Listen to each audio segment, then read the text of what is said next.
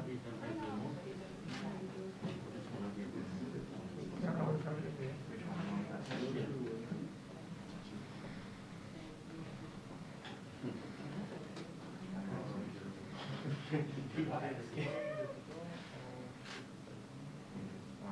we're going to come to you at 4:30, 4:15.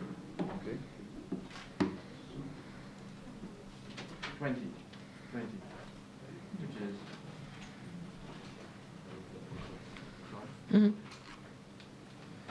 Good evening, ladies and gentlemen.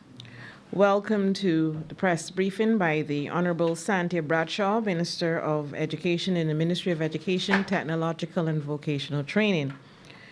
We are here to share with the general public, parents, guardians, teachers, the proposal for Term 2 for the academic year 2020 to 2021. So I want to invite to the lectern the Honorable Santia Bradshaw. Minister.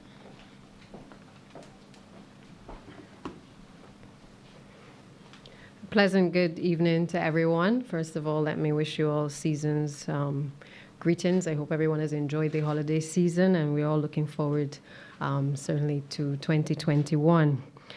Today's press briefing, as Ms. Adamson, the Chief Education Officer acting, has indicated, is intended to provide some background in relation to where we are at the level of our educational institutions and our preparedness for the schools for the start of the term on the 5th of January.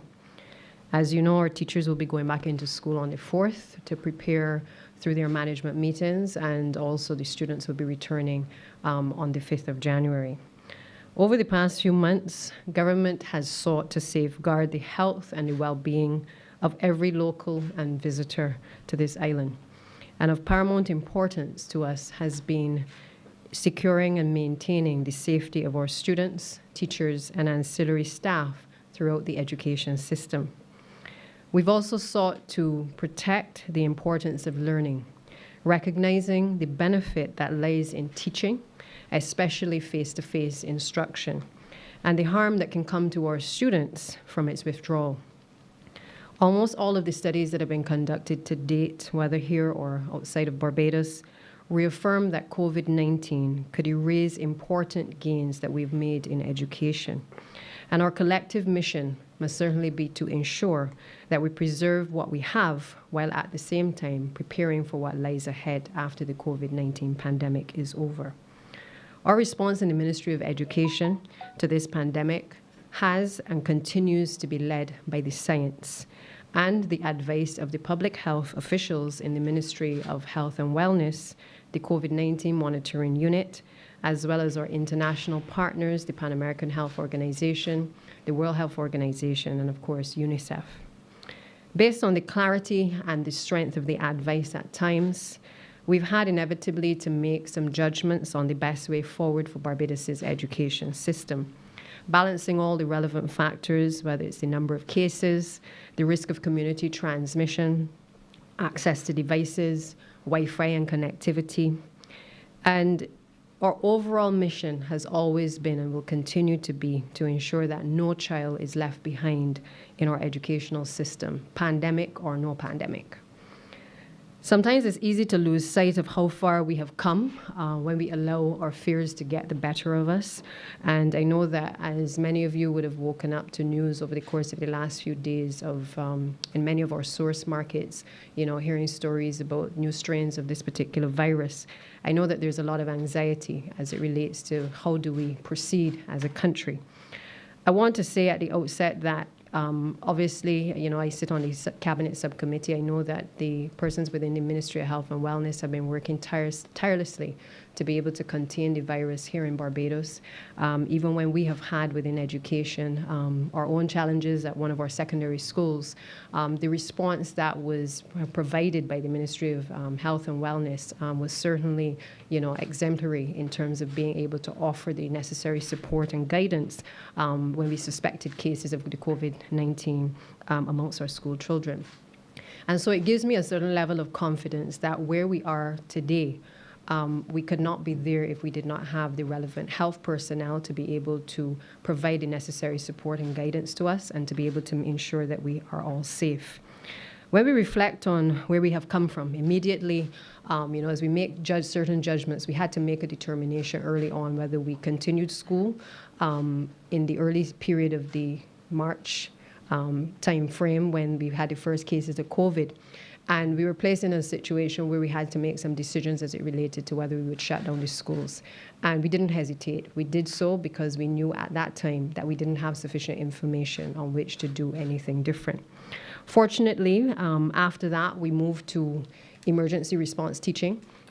We were well aware that it was not the typical online environment that we hear so much about, but we recognized that we had to do something to respond to ensure that children were still able to have some level of communication with their teachers. And so we introduced the emergency response teaching. We reached out to the private sector to be able to provide a number of devices. Even though we have devices in the system, as you could appreciate, it was not enough to be able to cater to all of the students. And so we would have moved towards appealing to the private sector entities and individuals who graciously came forward and who continue to provide the support to the ministry to be able to allow children who would not normally be able to have access to these devices to be provided with them. We did training of our teachers because what is now described as a blended approach is something that perhaps while most people know how to use the computer, we had not necessarily been preparing our teachers to make the transition to a blended approach of having some face-to-face and online teaching at the same time. And thanks to the IDB, we will certainly be continuing to train our teachers in the future.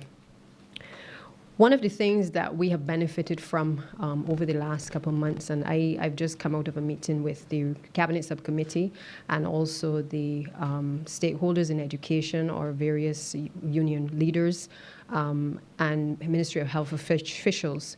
And one of the things that has been consistent throughout this period is that we have benefited as a country because we have had the cooperation from the unions, and we've certainly had cooperation from all of our stakeholders.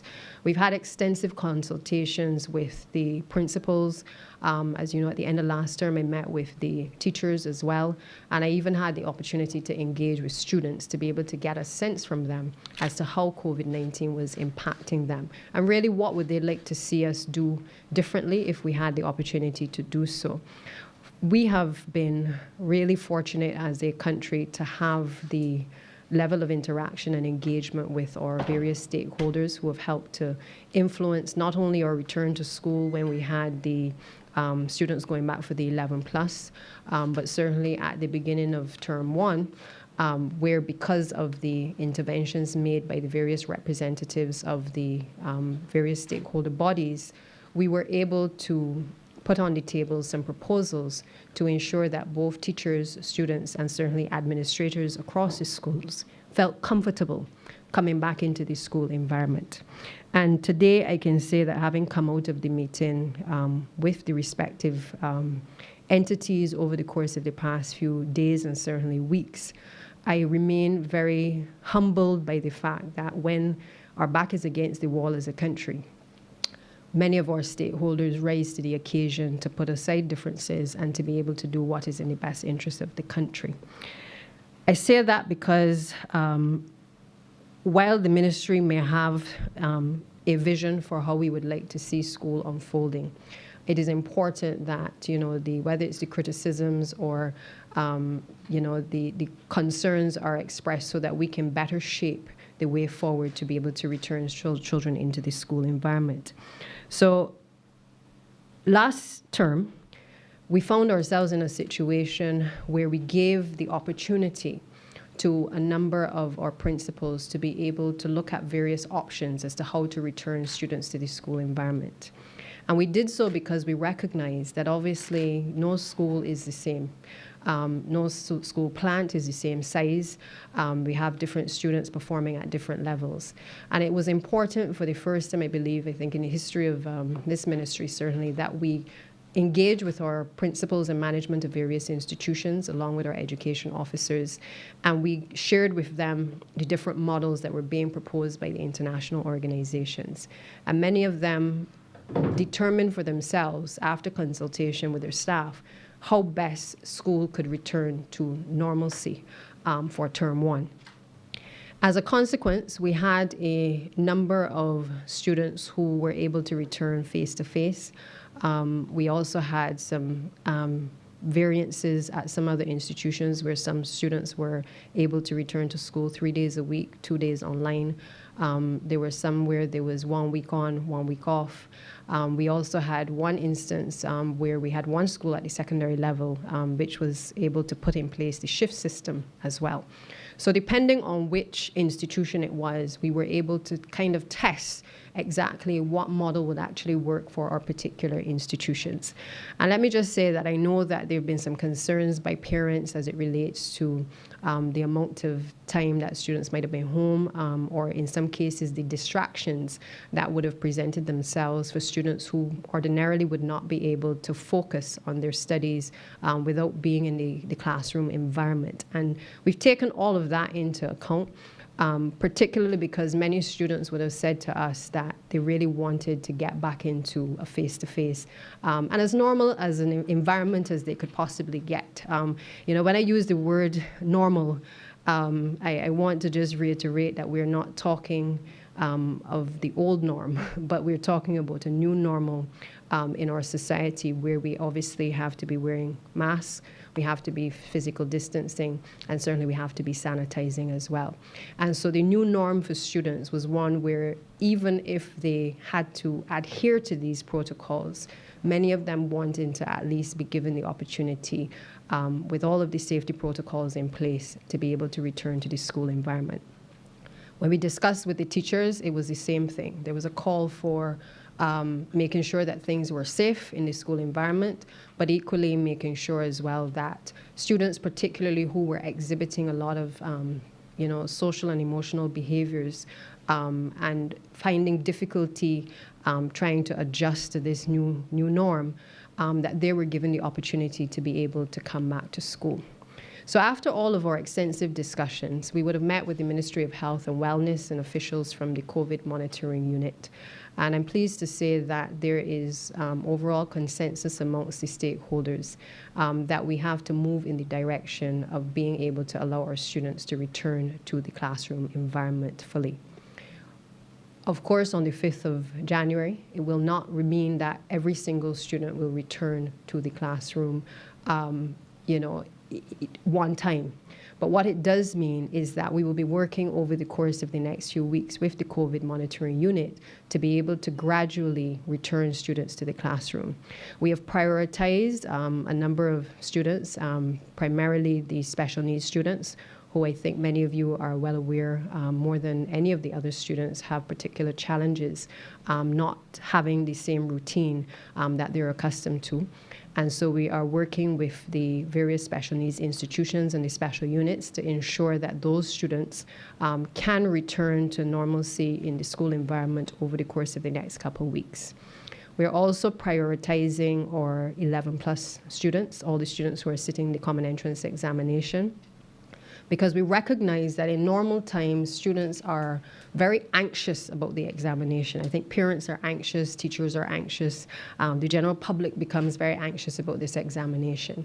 And in a pandemic, one of the things that was very clear from a number of the students who spoke to us was that they too are feeling additional anxiety as a result of the uncertainties of when the exam is going to take place and whether or not they're going to be able to complete the syllabus in time.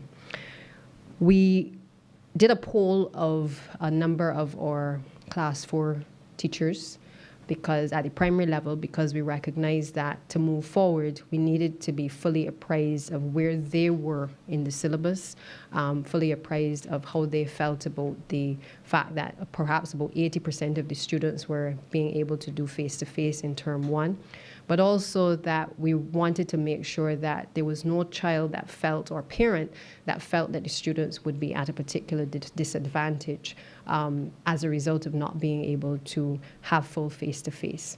So we have prioritized 11+ students, and they will make a gradual return to school over the course of the next couple of weeks. For those that have not been in school fully for 5 days, all principals have been made aware that they will now be making the necessary accommodation to allow them to gradually return into the school environment. We have also recognized that the date for the 11+ exam, which was traditionally scheduled in May, is perhaps not going to be practical for persons to be able to sit that exam on that date, given the amount of time that has been lost. And so a decision has been taken by the ministry to allow the moving of the date until the 22nd of June of 2021. It has arisen out of several representations by teachers indicating a better level of comfort if they had the additional time to complete the syllabus, and also a preference that we didn't move it until July, which is obviously in the high peak of their vacation, as would have happened last year. So at this point, the common entrance examination is now going to be scheduled for the 22nd of June, and I hope that parents, teachers, and certainly our students will breathe a sigh of relief over the course of the next few days and certainly the coming weeks and months as it relates to their preparation for that particular examination. As it relates to the secondary school students, we recognize that what would happen is that students who are preparing for a CXC have had a relatively rough year, particularly for 2020. And many of the students who are now preparing for 2021, we wanted to ensure that they were able also to be not particularly disadvantaged by being out of school. So we've also given priority to our secondary school students who are at the 5th form, 6th form level to ensure that they can return to the school environment. And then over the course of the next few weeks, working with the COVID monitoring unit, we will likely see the resumption of other classes being entered into the timetable at our respective secondary schools. We have also given priority to first formers because for the most part, many of our first formers have expressed deep concern that making the transition from primary school to secondary school has resulted in many of them not being able to bond with the other students and to meet new students as they enter the first form environment. But they've also not been able to have that opportunity to really even bond with their teachers as well. And we believe that this is particularly important as the young people are transitioning from adolescence into teenage years in particular. And we want to make sure that we give them the best opportunity to at least have some degree of normalcy returning to what all of us, I believe, have become accustomed to over the years when we go into a new environment in any type of institution. So we've given priority to that class of students as well.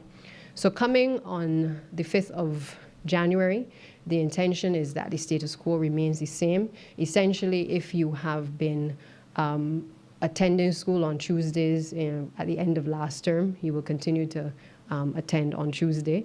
But you will also be notified if there are any changes by the respective schools over the course of the coming weeks. But I think people will feel more relieved to know where the priorities are for the schools. And as we are able to work with the COVID monitoring unit to be able to look at spacing and to look at whether we need additional off-site locations, the intention is that we can certainly increase the presence of more students on the school plan. Now that brings me to the issue of transportation, because this issue has been certainly raised at many of our meetings. Obviously, increased number of students over the course of the next couple of weeks and months will also mean that there will be more children on the roads and therefore more children using public transportation. So we have started our discussions with the Transport Board looking at how we can either stagger the times of the school day. We have also discussed aftercare and before care programs at our schools, which will now be specifically structured from within the Ministry of Education. As you know, many schools at the level of the PTAs often organize the structure for the before and after care programs. But we recognize that, education, the Ministry of Education has a role to to play in this. And I think we want to be in a position now to provide the framework for PTAs and any other interested persons to be able to offer their services to the schools. Obviously, in many cases, it's at a nominal fee. But what we see this being able to do as we seek to extend the school day is simply to be able to allow for a decrease in the congestion on our roads. Because it means that if children are able to be at school either earlier or they're able to stay there later, it is unlikely that we will have the level of congestion that you have often seen in the past. And so we're working with each of the institutions across the system to be able to look at what programs we can put in place, how we bring a level of structure to it, because there are lots of our give back students, for instance, who are no doubt interested in giving back some time on afternoons. And in talking to our staff, we recognize that this is a perfect opportunity to be able to allow not just give back students, but certainly retired teachers and persons who want to provide that educational support to students either before or after school, to have the opportunity to do so in a very structured way. So we are utilizing certainly the model from the Give Back program to be able to add value to extending the school day and providing the necessary support for our students in the school environment. It also means that extracurricular activities, they won't resume on the 5th of January. But the intention, obviously, is that over a period of time, those activities will gradually be brought back into play. I think I should say here that physical activity in all of the literature during this COVID pandemic is pointing to the fact that we need to ensure that children still engage in physical activity. But that has to be coupled with, obviously, particular guidelines and protocols to be safe and to ensure that we have the physical distancing and, where possible, to wear masks. In turn, that also means that I know an announcement will come shortly in relation to our support for NAPSAC and BSAC, which the COVID monitoring unit has basically given the all clear to, in order to allow students to again participate in limited levels of physical activity in a competitive nature. And again, it is a recognition that we cannot completely restrict all activity, because we will end up with students who simply just sit in front of the computer all day. And that brings with it a whole bunch of other complications as well. So we're sensitive to this. I think the unit is sensitive to this as well.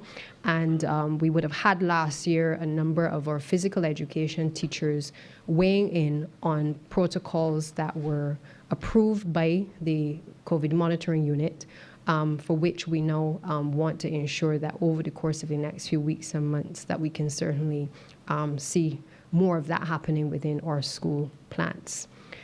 I want to take this opportunity to also point to the fact that there's a program that we are instituting shortly, which is the digital literacy program, simply because we recognize that many of our students are very equipped to deal with smart devices, but in many cases, using them for the purpose of education is often challenging. And we've gotten a lot of feedback that, many kids don't understand how to attach a document after preparing it for homework and being able to send it back to the teacher. So we want to take the opportunity, certainly in the first couple of weeks of the term, to be able to work with our ITCs in the schools, the information technology coordinators, to be able to improve their skill set in teaching students to be able to get online, know what is the correct etiquette that is required from them, to be able to communicate with their teachers in the event that they have to do any online classes in the future, but certainly to be able to prepare them to utilize the technology as much as possible. The school monitors that would have been introduced into the school, fortunate for us, those have worked exceptionally well. And I can take the opportunity to really say thank you to all of the monitors. There were over 212 individuals deployed across a number of our nursery and primary schools in the last term. Many of them not only provided the support in terms of ensuring that our students were wearing masks, that they were sanitizing, and keeping distance both in and out of the classroom, but many of them did a number of the simple tasks that students required, tying shoelaces, giving a lot of support, and just simply being there to support our teachers across the various institutions. And the feedback has been very positive in relation to the monitors, and we intend to sensitize them again on the 4th of January as well at the Wilde Gymnasium for a session where they will be able to share any of their concerns, but also to continue the training, because just like every other sector of education, it is important that anyone who is interfacing with our children have the opportunity to be able to be trained and to be retrained and to be retooled. So that will also be taking place. The other aspect that we have looked at as well for term 2 is a response to the call for assistance with social and emotional support, not only for students, but also for teachers. The reality is that this is a very difficult period for everyone. And it is no different in education. In fact, many of our teachers are parents. Many of our teachers have the same anxieties, the same fears as all the rest of us in the population. And it is important that as we strengthen our student support services within the Ministry of Education to provide for support for students, that we equally recognize that the students require the support of their teachers in the classroom. And their mental health is really something that is of paramount importance to us. And therefore, we will continue our support hotline for student support services in the Ministry of Education. We have also added additional safety officers into 6 of our secondary schools. I understand that just today, the social worker interviews are being conducted for the primary schools, and we should have a complement of about 7 school counselors being deployed in early January as well. So while we are in the midst of a pandemic, we recognize that we cannot not do the things that we would have intended to do if everything was back to normal. And one of the things that I think many of you are well aware that concerns all of us is the level of violence that we've seen taking place amongst our students, whether in the classroom, on the school plant, or on the road. And therefore, it is important that while we return to a level of face-to-face instruction that is a bit heightened than normal, one of the things that we must equally do is to provide the support in the classroom and on the school premises, which I believe is sadly lacking over the course of the last couple of years for many of our students. And that support will extend to our teaching profession as well.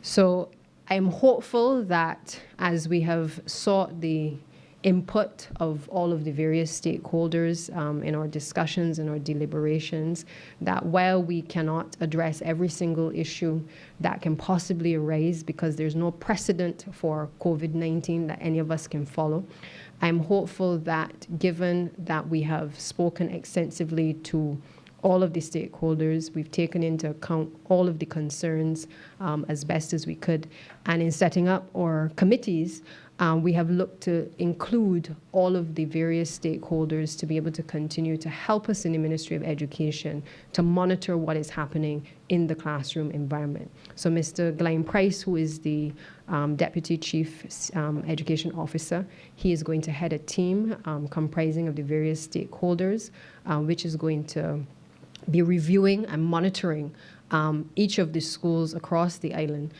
to ensure that they are compliant with the COVID monitoring protocols, but also to ensure that the priorities are given to the students that I've outlined earlier, but also to ensure that we have the gradual reintroduction of students into the classroom environment. That, I believe, is a synopsis of where we are and the state of play in relation to the return to school for students at the start of the Hillary term. And we are looking forward to welcoming our students back into the environment in as safe a way as possible. We've increased the janitorial staff because we recognize you have to ensure that you have the sanitizing done of these schools. We've also added some additional teachers as well, because that was a common concern from the teaching profession last year, as many teachers worked beyond the call of duty to be able to address the needs of students. And so we have been able to secure the resources to be able to allow for that gradual introduction of additional support into the school system to ensure that teachers are comfortable. And if teachers are comfortable, hopefully our students will also be comfortable. As I close, I want to remind Barbadians, in particular our parents, that the wearing of masks is important to all of us as a people. It cannot be that our students leave home on mornings with masks in their bags, but when they get on the buses, they take them off, or they only put them on when they get to the school gate, and they take them off and they don't want to wear them again. It is important that as parents you remind students of this pandemic and the dangers of this pandemic, and impress on them the need to wear their masks. Many of our complaints have come about secondary school students who we believed were going to be more responsible in this pandemic, because we did not place monitors in the secondary schools, but we recognize that the problem is not necessarily in the schools itself, because they're complying in the schools. But when students leave the school plant and they go on the road, we're recognizing that we're having some challenges with them wearing their masks. And in fairness, I think many of us from time to time do drop our guard. But we have to, in this environment, particularly in an environment where we're seeing so many things happening around us, we have to remind each other and to remind our students not to drop the ball, because we have been safe so far, because we have basically held each other together and reminded each other to be able to sanitize and to keep the physical distance, and certainly to wear the mask. And I would want to certainly encourage all students to be able to comply with the protocols, because what we're doing in relation to term 2, once everything remains as is to ensure that you can return to the school environment in as safe a way as humanly possible. The distancing in the classroom is presently recommended at 3 feet for desks. That will continue to be maintained. In some cases, at I believe the nursery level, we had a situation where some of them had placed the desks 6 feet apart.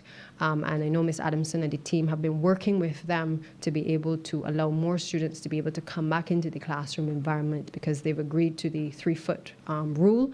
And therefore, it will mean that a number of our smaller kids will also have the opportunity as well to have that engagement with teachers at the level of the face-to-face instruction.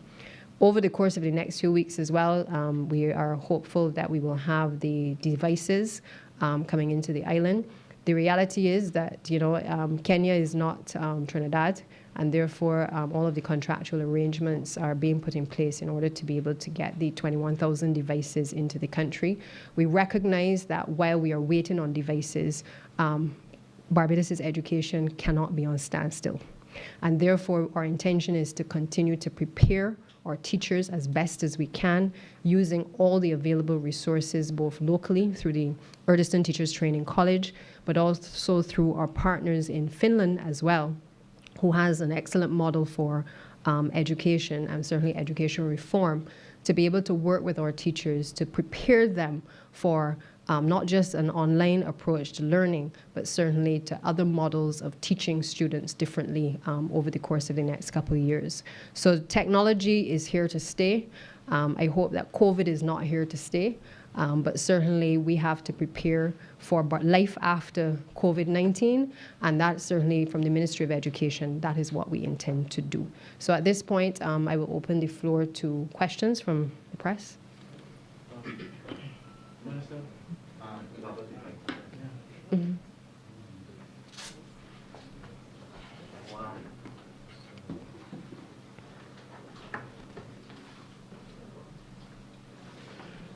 Yes, Minister. I have a few questions. I don't know if you want to give you all one time or one at a time. Yeah. All right. Well, you would have mentioned that you are hoping to have a phased approach to the return of students to the classroom, face-to-face classes. You have a timeline that you're hoping to have this full system integrated when all students would be back on the on the school plans? I think it is fair to say that, every day there is a different dynamic that arises as a result of this COVID-19 pandemic. If I am honest, I would tell you that at the end of the term, when we completed our consultations and we spoke with the Ministry of Health, we were at a stage where we felt confident that we could move to a full integration of students for the 5th of January. Obviously, the events that have unfolded in the course of the last few weeks, and many of you are well aware of them, have heightened and our sensitivity to being able to return students all one time into the classroom environment. And so it is difficult to say, given that this pandemic is something that is so dynamic, exactly when all students will be back. But what I can assure you is that working with the team that we have and with a dedicated team from the Ministry of Health and Wellness through the COVID monitoring unit, the intention is to get them back certainly as quickly as possible. We cannot simply afford to lose any more time. Okay. Second question. You hinted to it in what you were your presentation, that it seems that the blended approach has hindered the syllabus to some extent. Could you give us an idea as to the extent to which students are falling behind in this regard? Well, let me correct you there. It isn't a case of that the blended approach is hindering the ability of students to keep up. We have been thrust into a pandemic, and by being thrust into the pandemic, even with all the best intentions of being able to introduce technology and to use all of the tools that are available to teachers, there needed to be a time frame within which that transition was made. And obviously teachers did not have the opportunity to take the time to learn the tools to make the transition to the blended approach. The blended approach has worked in some schools and it simply has benefited several students. But the reality is children learn differently. And there are some children who need to have somebody over their shoulder motivating them to be able to pay attention in the classroom. There are other students who can work quietly and they can work at home with limited instruction. We have tried to ensure that our teachers provide the necessary homework assignments for students. But again, in the home environment, if you don't have the necessary support, obviously there are some complications. And we've had the stories of parents not supporting the online environment, lots of disruptions in the background, people talking, cursing, doing all kinds of things inappropriate while children are trying to engage with their teachers. And we've also had the issues of connectivity, which is not something that is within the Ministry of Education's control alone, but all of us at some point or the other experience some issues of connectivity. And in many of our meetings as well, we have encountered the challenges that our teachers and our students have faced as well. And I think more than anything, that is one of the, it's one of the, not the only, but it certainly is a motivating factor to be able to get students back into the classroom, because there is a level of frustration you get when you cannot get onto the Zoom call or into the Google G Suite for Education program. Students are no different. And therefore, I think once we have that consensus that we need to take a different approach, we will work with what we have, but we are preparing in the event that we have to make a transition again to a blended approach to be able to facilitate that as well. Okay. And my final question, in terms of the remedial work at school plants, could you give us an update? We had that issue with Lawrence Digay. That has been, how far along in terms of completion of those projects? The works, as you can appreciate, the Christmas period is a very difficult period, as you can imagine, to be able to get all of the works completed. Many of our contractors themselves are trying to take a break. They've worked obviously right through the entire year. So we have had some challenges in terms of getting all of the works completed.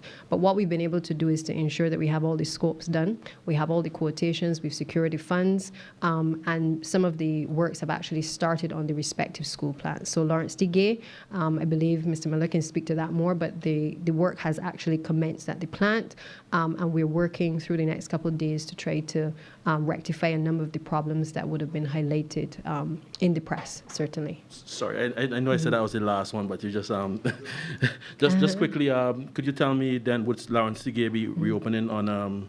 The intention at this stage is that the majority of the works will be completed prior to the reopening of school, but there are some works that can be done either after school or on the weekend. Again, we will be working with the team at the school to ensure that we have the phased approach back to the school environment. But I think it is also fair to say that the challenges there are not simply related to the infrastructural work that has to be done by the Ministry of Education. There are some genuine concerns in relation to the other environs and the pollutants and stuff in the surrounding area as well. And I think that Ministry of Health and Wellness, obviously, and Environmental Health are also looking into that also. But we have done everything from the Ministry of Education's end to be able to rectify the challenges that were on the actual school plant, and the commitment is there that we will continue to do so as well. Hi, good afternoon, Minister. Just one question.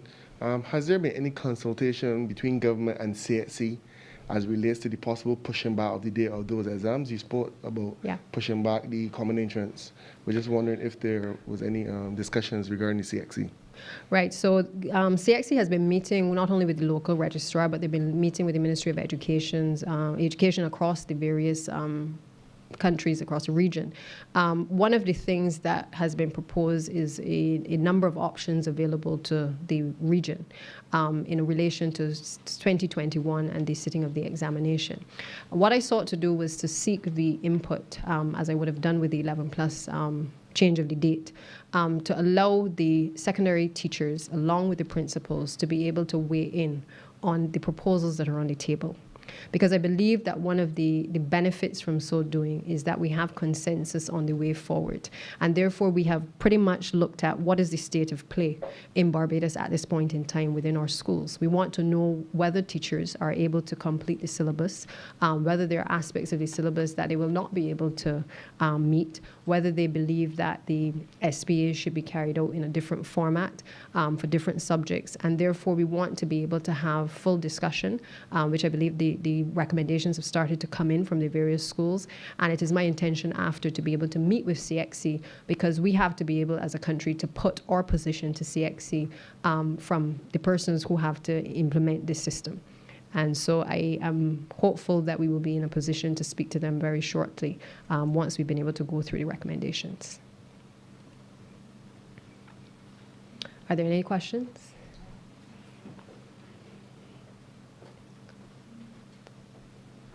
Good afternoon. It's also a follow-on to the CXC, but as it pertains to the January 2021 exams, I know you are usually the one who coordinates that.